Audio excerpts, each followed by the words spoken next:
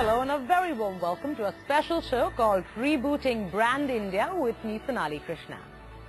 As India turns 65, the bitter truth is that several economic as well as political factors are working in concert to dampen the phenomenal India growth story.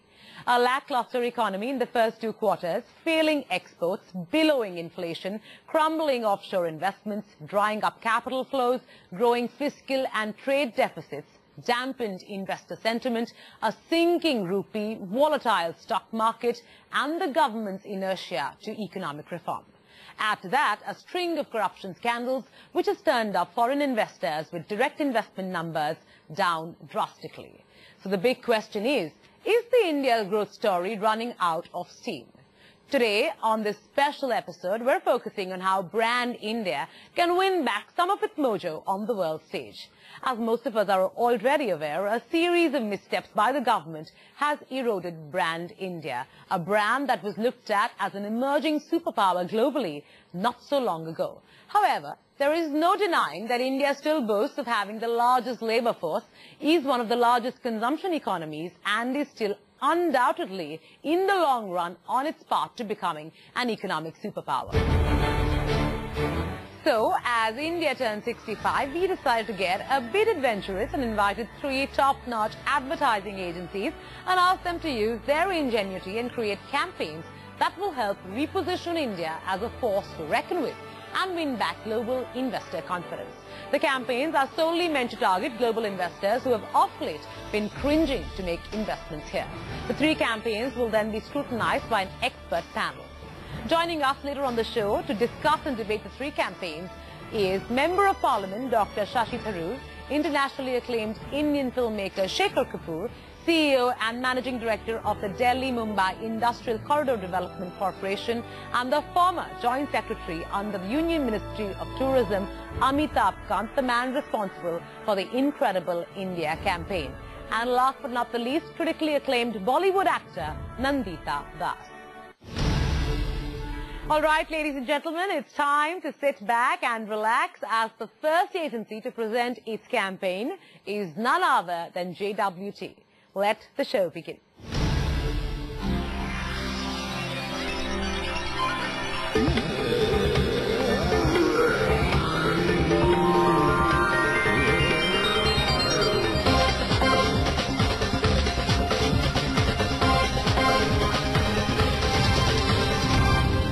The story of the Indian economy is actually the story of the Indian people.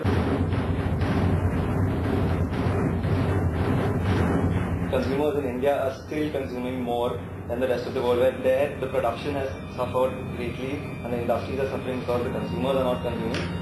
We still have a big consumer base. And the price of diesel, the price of petrol keeps on rising, but it's not like people start to use their cars less or whatever. The India story is maybe dimmed a little bit as compared to our own past, but as compared to the rest of the world, it's still pretty damn good.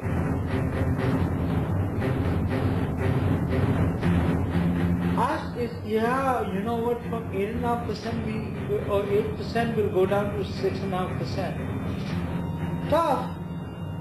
But it's not like, the entire country is going to collapse like Greece says, right? Yeah. Also, another strange thing about this country is that money and the power to spend it can be found in the most unexpected places. Yeah. There are guys in Kolhapur. If you look at the guy, he's wearing like a dirty kurta and he's spitting pan all over the place, and you think, "Sala, ye moped pe jata hoga." He puts his dirty Kolhapur in S-Class Mercedes. Most of the developing countries are right now undeveloping. And we are a developing country, and therefore it has this problem. But it is better to have the problems of a developing country than to have the problems of an undeveloping country. Too many ideas around here, but I don't know. Let's just pick on 2 of the strongest ones. Yeah. I think one of them is definitely that the whole world has problems and we have problems too, but the world would love to have our problems. Right, I think that's great. No, that sounds good to you? And I think executionally we should use footage from media abroad business channels talking about crisis, recession, drop in GDP, inflation, and compare that to India, and the talking points are the same, but just the way they said are slightly different. That's cool. Tone of voice is different. I think that's a really cool idea. The other big broad theme is this whole thing of money and unexpected increases. Maybe here we can do a funny kind of an execution. Oh yeah. No, guys, I think these two strong ideas. Yeah. Funny is a way to go. The idea is to create a context for the India story, and the context being the disaster that is the rest of the world. Right? So that I think is a pretty strong idea. And also, I think if you can, interestingly, as the guy said, use things that a consumer likes to consume. That is business news. That's the stuff that they consume every single day, and that is credible to them. And turn that on its head to tell our story. That'd be pretty cool, right? I think the second idea, it's most of them across the world are losing their fortunes, and they're becoming sort of more and more pragmatic, right? The opposite is true in India. It's an interesting idea. I don't think you'll get that anywhere else in the world.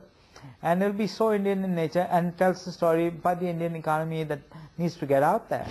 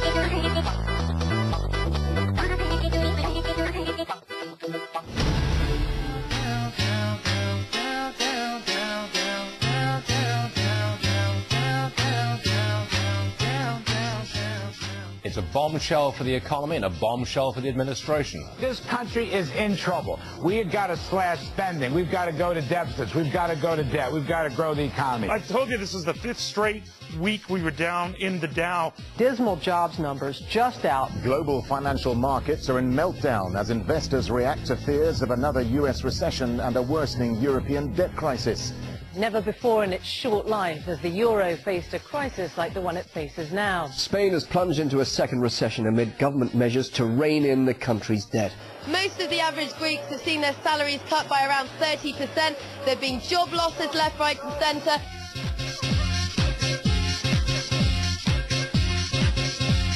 Any other country, of course, would be patting itself on the back on a 7% growth rate because the global average is 3.3, 3.1. Q3 GDP growth is seen at 6.1% versus 6.9% in the previous quarter. I don't think, we've reached a level where we are kind of likely to dip below 6%, like what some of the forecasts are.